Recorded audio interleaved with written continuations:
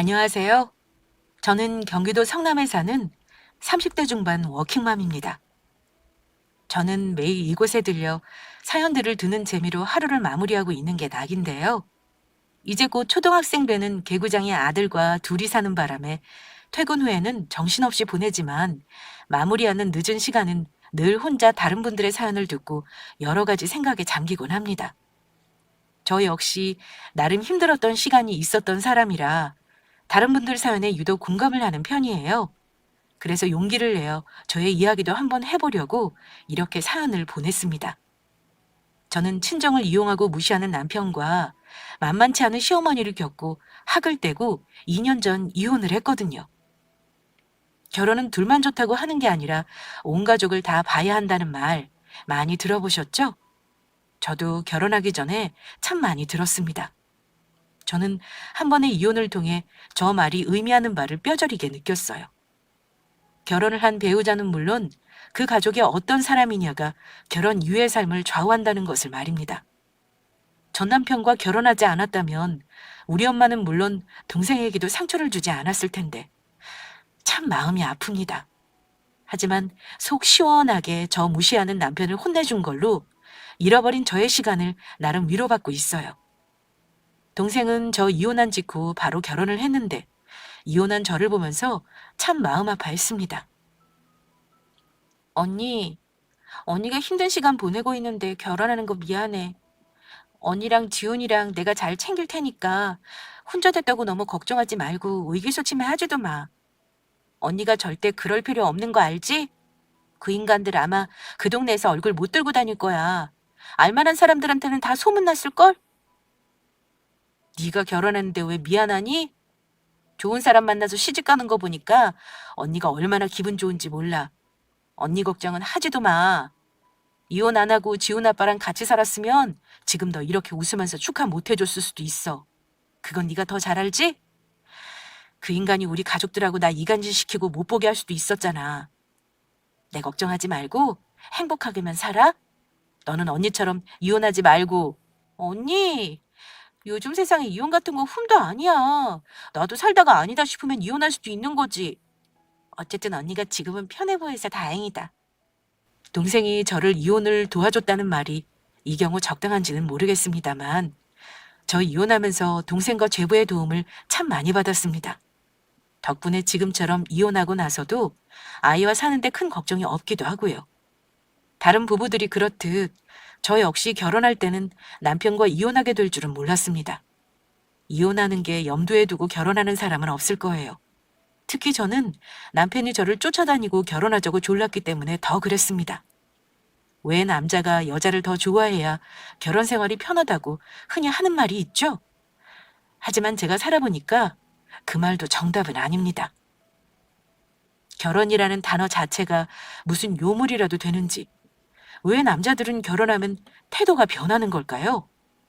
결혼 전에는 우리 친정엄마에게도 잘하겠다고 하고 동생에게도 오빠 노릇을 하겠다던 사람이 막상 결혼하고 나서는 본인 식구들만 챙기고 친정에서 뭐 빼먹을 게 없는지만 고민하는 거 보고 날이 갈수록 실망만 더 커졌습니다.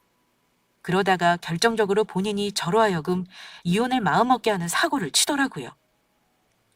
결혼하기 전 상황을 말씀드리면 일단은 제가 전 남편에게 아쉬울 게 전혀 없었습니다. 저는 결혼 전부터 이곳 성남에서 엄마가 하시던 뜨개 공방을 이어받아 같이 운영하고 있었는데요. 오프라인 매장에서 클래스도 하고 판매도 하기 때문에 직원도 쓸 정도로 잘 되는 편이에요. 워낙 엄마가 오래 운영하셨고 제가 20대부터 같이 운영하면서 시대에 맞게 온라인도 겸하면서 워낙 매출이 많이 올랐습니다. 고등학교 때 아빠가 갑작스레 돌아가시고 소규모로 시작한 엄마 사업이지만 솜씨 있는 엄마 덕에 경제적으로 윤택하게 자란 편이에요. 제 여동생도 마찬가지고요.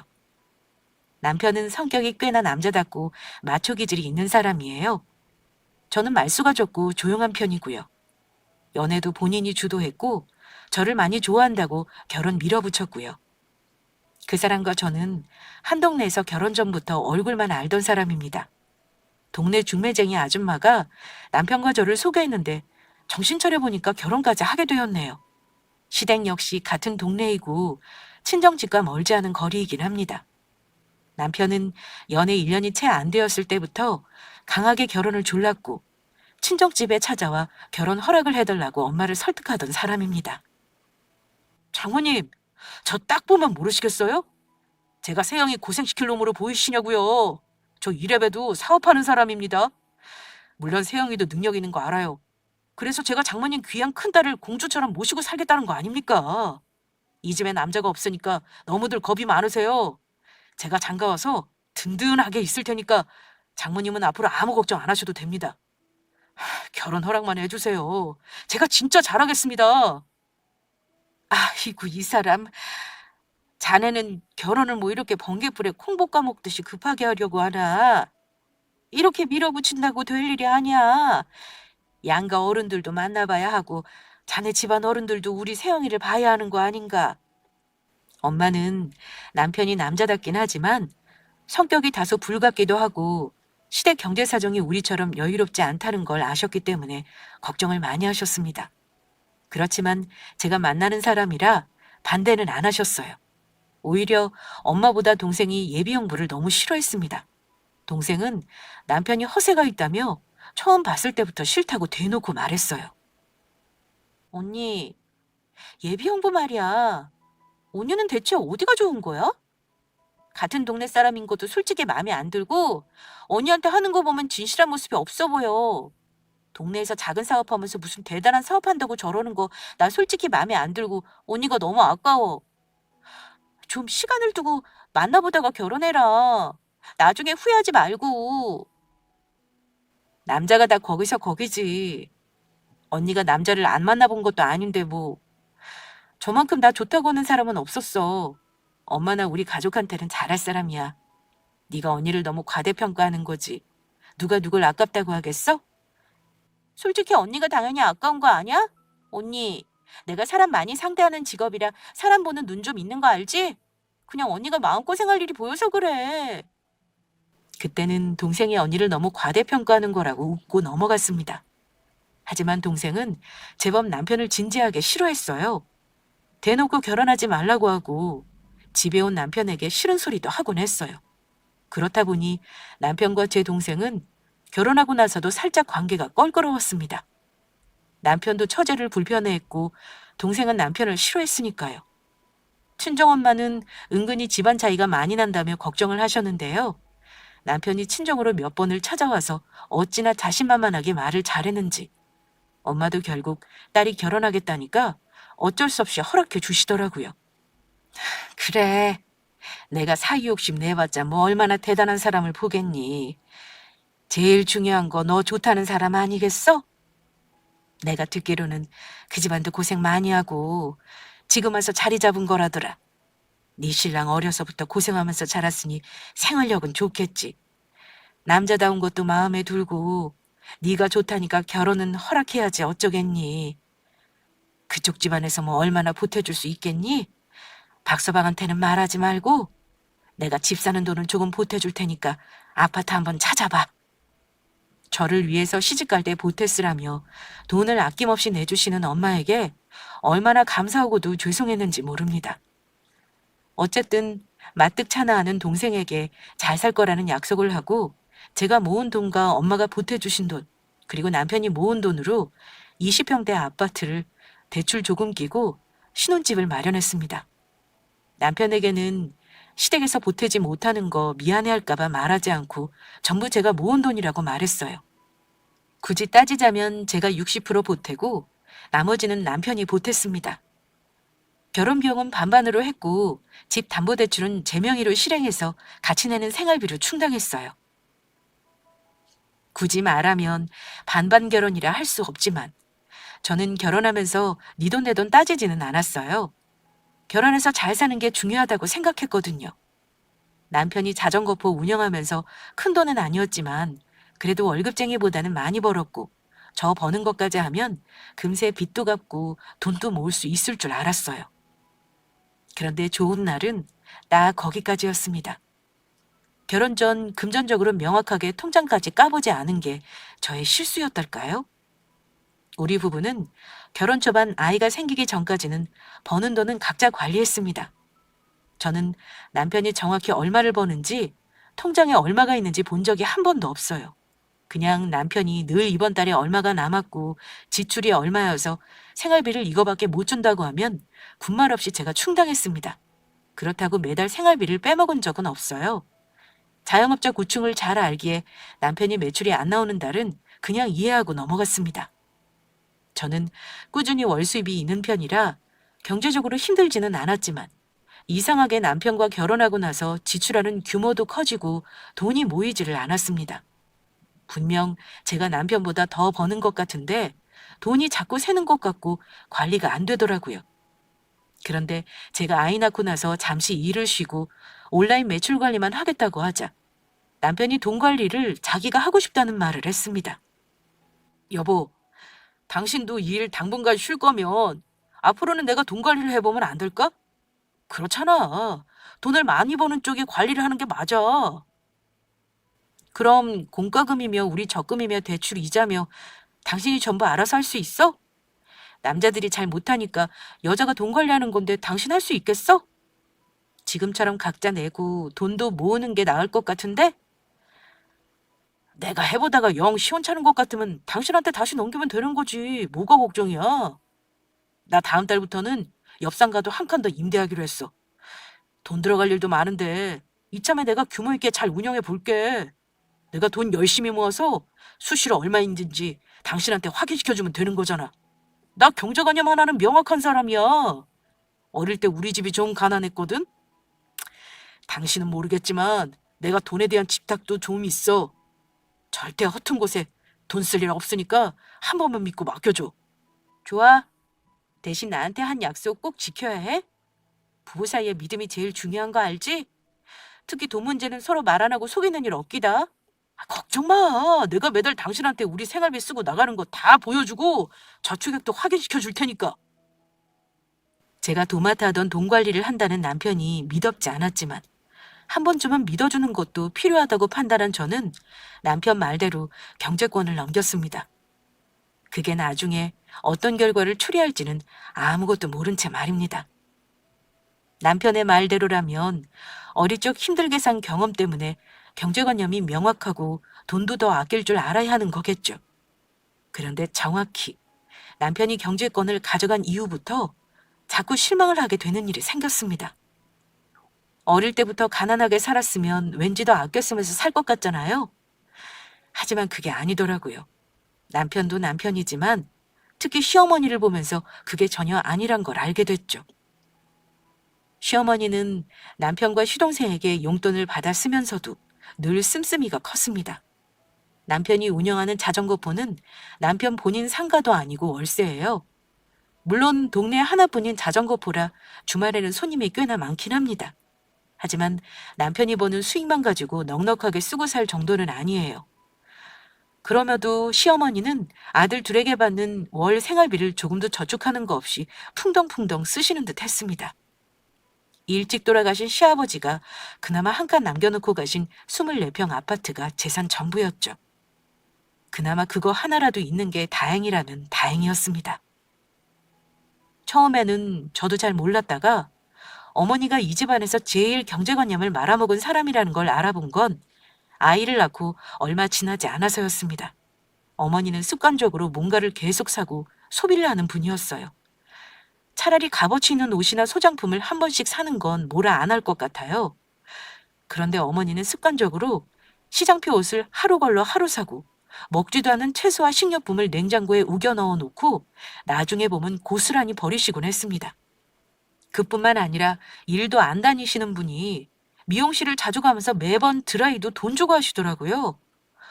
저도 미용실 가는 돈이 아까워서 상하반기에 한 번씩만 가는데 일주일에 3번은 드라이만 하고 몇만 원씩 내고 온다는 말 듣고 진짜 깜짝 놀랐습니다. 제 주변에는 엄마는 물론 친구들도 그런 식으로 돈을 쓰는 사람은 없었어요. 친구를 만나러 가도 풀 메이크업에 치장을 한 후 머리를 드라이하는 분이세요. 그러니 본인한테 들어가는 돈이 무시하지는 못할 액수였습니다. 오랜만에 시댁에 가보면 홈쇼핑에서 산 것 같은 박스나 물건들을 뜯지도 않은 채 막 널려 있어요. 처음에는 모른 척 하다가 대체 이런 물건은 왜 자꾸 사시나 싶어 슬쩍 물었습니다. 어머니, 이건 도대체 언제 사신 거예요? 홈쇼핑에서 사면 다 쓰지도 못하는 거 다량으로 소비하게 되니까 다음부터는 필요한 것만 소량으로 사세요. 집에 뜯지 않은 상자가 너무 많네요. 아이, 그거 놔두면 다 쓰게 되어 있어. 내가 큰애한테 전화해서 주문 좀 해달라고 했지. 아이, 내가 어디 쓸데없이 사겠니? 필요하니까 사는 거지. 그럼 저 좀 나눠주시던가요. 제가 좀 가져갈까요? 정 필요하신 거 있으면 앞으로는 저랑 나눠 사시면 되겠네요. 주문 스마트폰으로 하는 거 어렵지 않으시고요. 나눠 쓰기는 혼자 써도 금방 쓴다. 넣어줄 건 없어. 주문하는 게 어렵긴 하다만 아들이 있어서 걱정 없어. 네 신랑한테 말하면 금방 주문해 주더라. 쌀 때 한 번에 사서 쟁여놓고 쓰는 게 홈쇼핑 매력 아니겠니? 알고 보니 홈쇼핑 보다가 혹하는 물건이 있으면 꼭 남편에게 전화를 하셔서 사달라고 하셨더군요. 요즘 유행하는 거, 핫한 음식 같은 건 어찌나 잘 아시는지 저도 못 먹어본 걸 찾아다니면서 잘 먹고 다니시더라고요. 그런 씀씀이는 제가 가끔 보는 거니 상관없지만 같이 마트에라도 가면 카트에 생각 없이 가격도 보지 않고 막 쓸어 담으시는 통에 제가 스트레스가 이만저만이 아니었습니다. 요즘 물가가 좀 비싼가요? 3인 가족 먹거리도 일주일에 한 번 장 보면 20만 원 훌쩍인데 시어머니랑 장 보면 제가 계산해야 하잖아요. 한 번엔 30만 원이 넘게 나오는데 그때마다 너무 화가 나더라고요. 남편이 돈 관리를 한다고 했으니 자세히 보지는 못했지만 아마 카드값도 매달 장난이 아니었을 거라 짐작했습니다. 남편은 처음에 저에게 경제권을 달라고 했을 때의 약속을 잘 지키지 않았어요. 처음 몇 달은 어디에 적금을 넣고 있고 돈을 이만큼 썼다는 걸 잘 확인시켜줬지만 점차 제가 말하지 않으면 먼저 보여주지 않을 만큼 흐지부지한 태도를 보였습니다. 돈을 가진 자가 목소리도 더 큰 법인 거 아시죠? 남편은 점차 본인이 돈을 틀어쥐고 저를 좌지우지하려고 하기도 했습니다. 본인이나 시어머니가 쓰는 돈은 물 쓰듯이 아까운 줄 모르고 쓰면서 저와 아이가 쓰는 생활비를 아까워하기도 했어요. 어이없게도 본인 엄마가 불쌍하다는 말을 시시때때로 하면서 본인이 하고 싶은 효도를 다 하고 산 게 우리 남편입니다. 우리 엄마 진짜 불쌍한 분이야. 아버지 돌아가시고 힘들게 돈 버셔서 우리 뒷바라지만 하셨거든. 나 사업자금 대주시느라 노후자금도 다 쓰시고. 그러니까 내가 엄마 용돈을 꼬박꼬박 드리는 거야. 당신은 내가 우리 엄마한테 잘해드린다고 해서 절대 불만 가지면 안 된다. 나는 불만 없어. 내가 그렇게 속 좁은 며느리인 것 같아? 어쨌든 당신이 감당할 수 있으니까 어머니 용돈도 드리고 내 생활비도 주는 거잖아. 당신이 알아서 하겠다고 약속했으니까 알아서 해. 그나저나 내가 조금만 더 능력이 있었으면 우리 어머니 좋은 집에 살게 해드리고 차도 한 대 뽑아드릴 텐데. 이놈의 사업은 매달 들어가는 돈이 왜 이렇게 많은 거야? 아무튼 당신이 이해해준다니 고맙네. 남편은 엄마를 모시고 한 번도 해외여행을 못 가봤다며 상하반기로 일본이나 태국도 모시고 다녀오라더라고요. 저에게 같이 가자고 하는 거 빈말인 줄 알긴 했습니다만 저는 어머니 모시고 여행 갈 자신은 없어서 남편에게 늘 양보했습니다.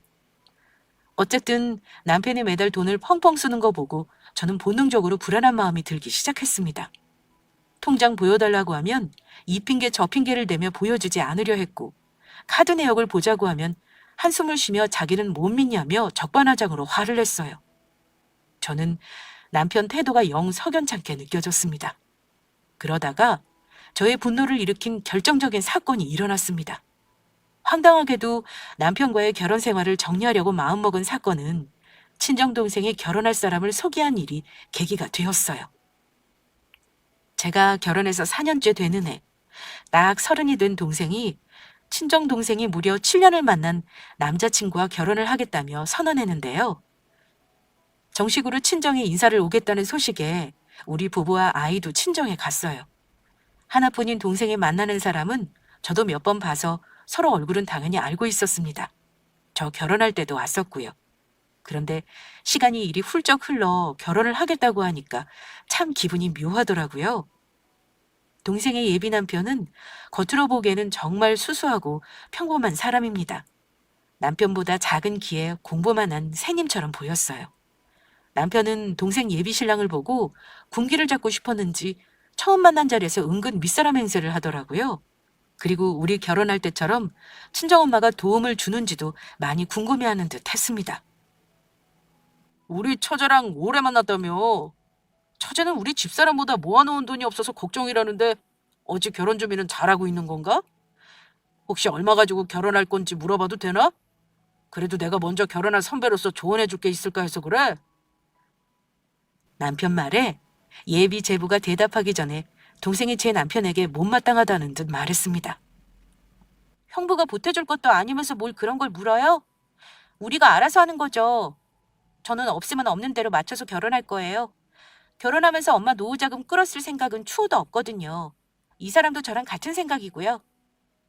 그래? 뭐 그렇다면 할 말이 없지. 근데 처제는 남자가 결혼 비용을 더 많이 써야 한다고 생각해? 듣자 하니까 처제 예비 신랑은 돈을 많이 못 모으는 것 같더구먼. 직업도 셀러리맨이면 뭐 큰 돈을 모을 수나 있겠냐고. 만약에 처제는 예비 남편이 모아놓은 돈도 없고 능력 없어서 처제가 결혼 비용 다 대야 된다고 한다면 결혼할 거야? 뭐 그렇게 능력 없는 사람이라면 저도 결혼까지는 할 생각 없죠. 근데 형부, 제 예비 신랑이 그 정도는 아니니까 쓸데없는 걱정은 마시고요. 그럼 처제는 신랑이 돈 없다고 하면 결혼 때려칠 수도 있는 거네?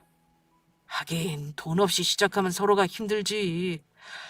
그러지 말고 장모님이 도와준다고 하면 도움을 좀 받지 그래?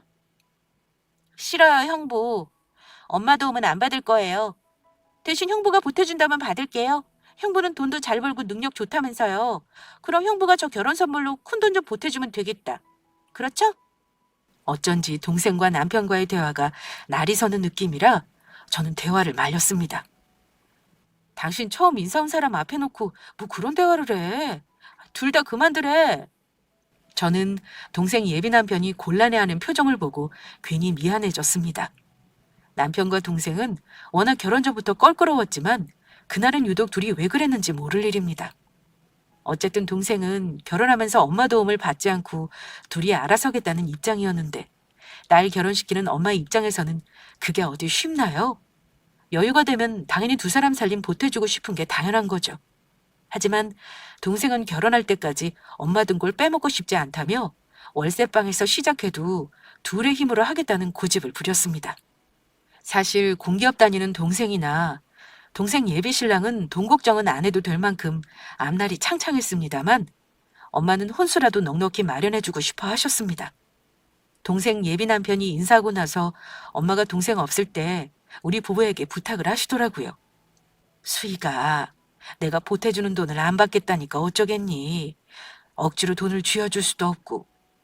그래서 말인데 내가 우리 수희 혼수할 돈을 니들한테 줄 테니까 그 돈으로 네 동생 결혼 준비하는 거 짬짬이 도와주면 어떨까 해.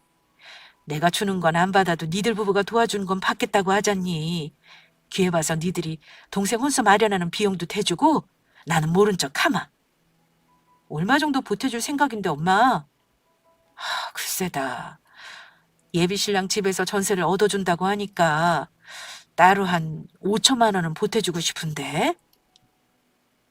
그러자 남편이 옆에서 저의 대답을 가로채더라고요.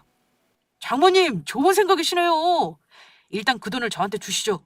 제가 돈 관리하니까 제 통장에 넣어놓고 처제 결혼 준비하는 동안 비용 대주면 되겠네요. 박서방이 그렇게 해줄 텐가? 자네가 주는 거라고 하고 우리 막내 결혼 준비 좀 도와준다면 내가 너무 고맙겠네.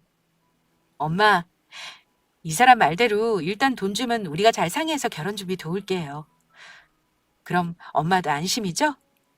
엄마는 우리 부부를 믿고 동생 결혼 준비를 도우라며 5천만 원이라는 돈을 단숨에 남편 계좌로 보내셨습니다. 남편이 보여줘서 저도 확인했고요. 남편은 동생에게 들어갈 돈임에도 엄마에게 돈을 받은 날 굉장히 들떠 보였습니다. 여보, 당신 이건 절대 다른 돈이랑 섞어 쓰면 안 되는 거 알지? 자신 없으면 그냥 나한테 붙이는 게 어때? 저는 솔직히 말해 남편이 불안하고 못 믿어왔습니다. 하지만 남편은 완강하게 제안을 거절했어요. 본인이 이참에 처제와 친해질 겸 신경을 쓰고 싶다나요? 그러기에 저도 남편을 믿어보기로 한 겁니다. 동생은 상견례 전까지 속전속결로 결혼 준비를 했어요. 남편은 때때로 동생 결혼 준비가 잘 되어가는지 저에게 묻길래 제가 그랬습니다. 당신이 내 동생이랑 친해지고 싶다고 엄마가 준 돈 갖고 있는 거잖아. 나 통해서 묻지 말고 동생한테 직접 결혼 준비 어찌 되어가는지 물어봐. 안 그래도 엊그제 전화통화 한 번 했지. 근데 8개월이나 뒤로 결혼 날짜를 여유롭게 잡아서 그런가 자꾸 싸운다지 뭐야. 결혼 비용 대준다고 해도 아직 확답을 안 해주네. 뭐 처제도 생각이 있겠지.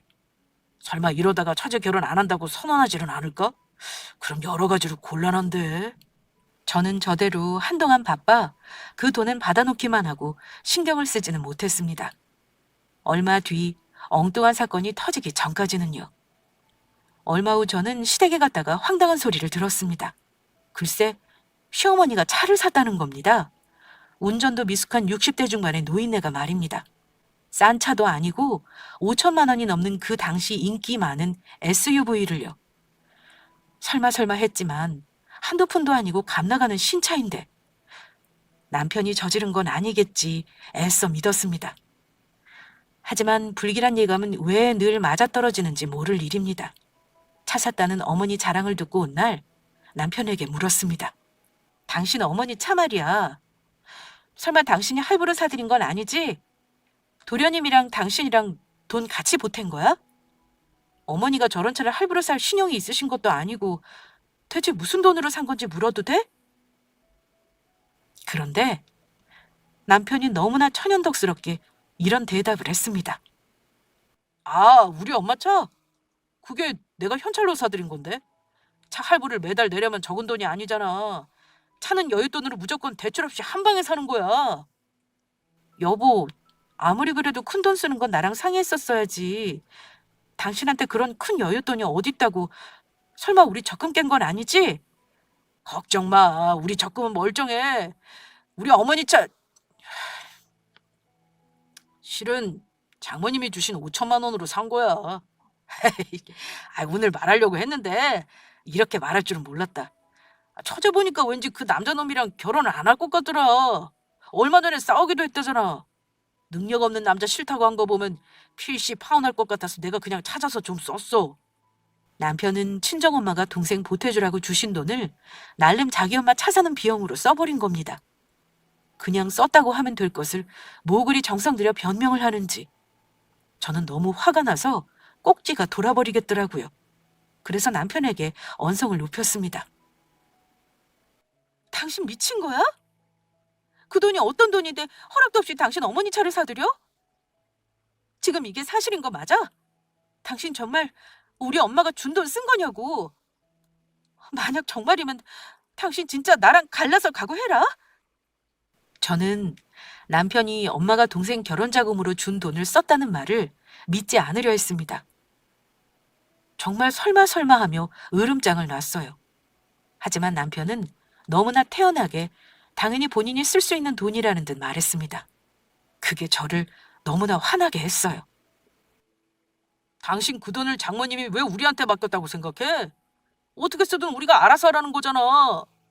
나중에 처저 결혼할 때는 내가 돈을 쓰면 되는 거야. 그 돈 미리 당겨서 우리 어머니 차 좀 사줬기로 써니 뭐 어때서 그래? 대체 그게 무슨 괴상한 논리야? 당신 어머니 차 사주려거든. 당신이나 도련님이 사줄 일이지 왜 우리 엄마가 동생 혼수 마련해주라고 주신 돈으로 사는 건데. 개소리 작작하고 당장 그 돈 내 앞에 도로 갖다 놔. 이럴 줄 알았으면 나 당신 통장으로 돈 받으라고 안 했을 거야. 당신을 믿어서 그렇게 한 건데 이런 식으로 뒤통수를 쳐? 아이 몰라. 지금은 달래도 못 줘. 한두 푼도 아니고 어디서 당장 가져오라는 거야. 내가 그 돈 띵겨 먹는데? 우리 엄마 평생 차 없이 다닌 게 안 돼서 처음이자 마지막으로 효도 좀 한 거야. 당신도 덕 쌓는 거라고. 장모님이 주신 돈에 네 돈 내 돈이 어딨냐? 내가 처제 결혼 비용 안 주겠다고 했어? 줄 거니까 걱정 말어. 내 동생이 이걸 하면 가만히 있을까? 엄마도 엄마 안 받겠다는 게 안쓰러워서 챙겨주라고 우리한테 주신 돈을 날름 당신 엄마 차를 사? 아, 그만해. 그 돈에는 나도 지분이 있는 거야. 왜냐? 당신이랑 나 결혼할 때 기억 안 나? 우리도 장모한테 돈 한 푼 받은 거 없잖아. 내가 많이 보태지 않았으니 할 말은 없지만 어쨌든 처제는 5천만 원이나 도와주시는 거잖아. 우리는 도와주시지 않았으니 우리도 어머니 말하면 장모가 주신 돈만큼 달라고 할 수 있다 이거야.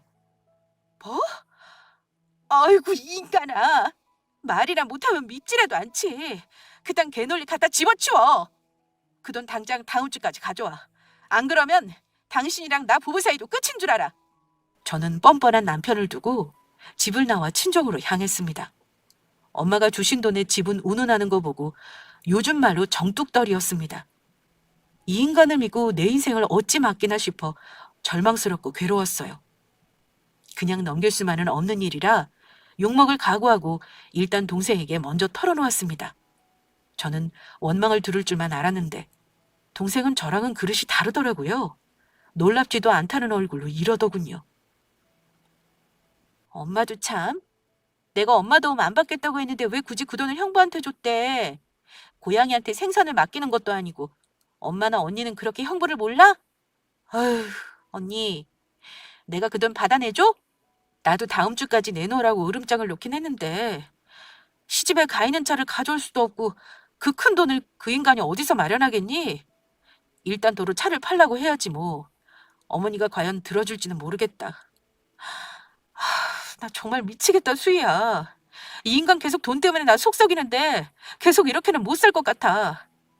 나 그 인간하고 이혼할까 봐. 어쩜 좋니? 내가 너한테 너무 미안해서 할 말이 없다. 언니만 마음 먹으면 이혼 그까짓 거 내가 도와주고 엄마 돈도 고스란히 받아낼 수 있어. 형부는 딱 이번 일로 우리 집 식구들 눈 밖으로 벗어난 거지. 본인은 알까 몰라? 본인 복을 지가 찾다는 걸. 언니, 걱정하지 마. 잘 나가는 동생이랑 제분 얻어서 뭐해? 이럴 때 써먹어야지. 그러더니만 동생은 자기 예비 신랑에게 전화를 걸더군요. 언니, 아무 걱정 마. 내일 저녁에 언니 집에서 만나기로 했으니까 언니는 형부랑 쪽내겠다는 마음만 굳게 먹어. 나는 이혼 생각한 지 꽤 됐어. 이번 일로 완전히 확신이 생긴 거고. 근데 내일 제보가 와서 뭘 할 건데 본인 일도 바쁠 텐데 나는 내일로 니들한테 부담 주기 싫단 말이야. 부담이라니. 이런 게 변호사가 할 일이지. 언니는 아무 걱정 말고 내가 하자는 대로 해. 언니 이혼 소송도 걱정 마라. 우리 그이한테 맡기면 되겠네. 사실 동생 예비 신랑은 로스쿨 졸업하고 변호사 시험에 갓 합격해 로펌에 들어간 변호사입니다. 로펌에서 월급을 받고 있으니 월급쟁이는 맞죠. 하지만 남편은 처제 예비 신랑이 변호사라는 건 전혀 모르고 있었습니다. 저는 다음 날 남편이 퇴근해서 집에 오기 전 아이를 친정에 맡기고 남편 짐을 미리 싸놓았습니다. 동생 예비 신랑은 무슨 서류 보따리를 들고 먼저 우리 집에 도착했어요. 곧이어 남편이 퇴근했는데 아무 생각 없이 들어온 집에 동생과 동생 예비 신랑을 보고는 아주 놀란 기색이었습니다. 아무리 뻔뻔해도 동생 혼수를 홀라당 쓴 사람이니 양심이 쥐똥만큼이라도 있다면 아주 조금은 찔렸겠죠. 다들 여긴 어쩐 일이야? 나한테 말이라도 미리 해주지. 당신 처제 부른 거야? 그래, 내가 불렀어. 내가 말했지? 내 동생이 가만히 있지 않을 거라고. 이리 앉아서 이거 읽어봐 줄래? 남편은 탁자로 와 앉더니 제가 내민 서류를 들여다보기 시작했습니다. 그러더니 점점 얼굴이 일그러졌죠. 뭐? 당신 지금 나랑 장난해? 나를 고소한다고? 야, 가족 간 돈거래가 무슨 사기냐? 당신은 친족 상도례 몰라? 가족 간에는 절대란 횡령 같은 것도 처벌 안 하는 게 친족 상도례야. 근데 내가 돈을 안 준다는 것도 아니고 지금 당장 못 준다는 건데 나를 고소를 해? 이건 법원 가기도 전에 기각이야, 기각. 그때 남편의 큰 소리를 가만히 듣고 있던 동생의 예비 남편이 나섰습니다. 친족 상도례는 어디서 들으셨는지 몰라도 친족 상도례는 부모 자식 같은 친족 간에만 적용되는 겁니다. 사위는 엄연히 장모님 자식이 아니죠. 그리고 피해자인 가족이 고소하면 당연히 처벌할 수 있고요. 어쨌든 이 사건은 처형이 정식으로 고소하겠다고 한 사건인 만큼 아마 형사처벌은 받으시게 될 겁니다. 그러자 남편 놈은 노발대발하며 소리를 질렀습니다. 넌 뭐야? 네가 뭔데 아직 결혼도 안 한 주제에 가족이래 끼어들어? 네가 뭐라도 돼? 왜 네가 여기 와서 그딴 말을 짓거리는 거야? 내가 니들한테 갈 돈을 썼다니까 열받아서 왔냐? 그러자 동생 예비 남편은 길길이 뛰는 남편놈에게 가슴팍에 명함을 꺼내 전달했습니다. 건네받은 명함을 들여다보는 남편은 얼굴이 하얗게 질리더라고요. 뭐, 형제로 본 변호사, 자네가 변호사였어? 월급쟁이라더니 변호사였다고? 참, 제가 실례를 했네요. 지난번에 제가 회사를 다닌다고만 해서 무슨 일을 하는지 아마 모르셨을 겁니다. 저 강남 형제 로펌에서 일하는 변호사입니다.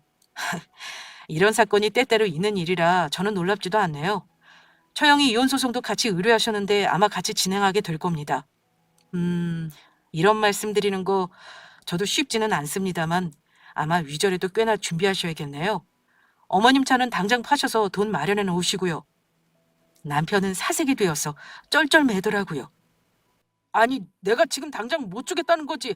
안 주겠다는 게 아닌데 고소라니. 내가 일단 실수한 거 인정할게. 당장 차도 팔아볼 테니까 일단 진행하는 거 멈춰주면 안 될까? 내가 이렇게 사정할게. 여보, 제발. 내가 무조건 잘못했어. 돈 마련해서 돌려줄 테니까 고소는 하지 말아줘. 어? 남편은 저와 동생 부부에게 사정하며 빌었습니다. 동생 예비 신랑이 변호사라는 걸 안 순간 완전히 태도가 달라지더라고요. 하지만 저는 이미 마음이 차게 식어버렸죠. 돈은 돈이고 이혼은 이혼이야. 미안하지만 나는 혼자 애 데리고 살 각오하고 있어. 나야말로 당신 믿은 만큼 배신감이 크다는 것만 알아도. 긴 말 안 해. 당신 어머니 사들인 차 당장 팔아서 돈 마련해놔. 남편은 그날 번갈아가며 저에게 빌고 동생에게 빌고 제부에게도 빌었습니다. 하지만 저는 이혼을 마음먹은 상태였고 남편이 약한 모습을 보인다고 해서 마음이 달라지지 않더라고요. 저는 미리 싸놓은 남편 짐을 현관 앞에 내놓으며 남편더러 집에서 나가달라 했습니다. 이혼하면 집 처분하고 정확히 보탠 만큼 찾아가기로 했어요. 물론 제가 받을 위자료는 집값에서 미리 제할 거라 했습니다. 그날은 이혼을 실행에 옮긴 날이자 결혼 생활 중 최고로 통쾌한 날이었습니다. 남편 놈은 안 나가겠다고 버텼지만 어쩌겠어요. 결국 저와 제 동생 부부 등살에 자기 본가로 짐을 싸서 나갔습니다. 그날 이후 본인도 체념한 건지 더 이상 연락은 오지 않더라고요. 저는 이혼 소송을 했고 정확하게 우리 재산을 분할했습니다. 제가 보탠 건 그대로 가져왔어요.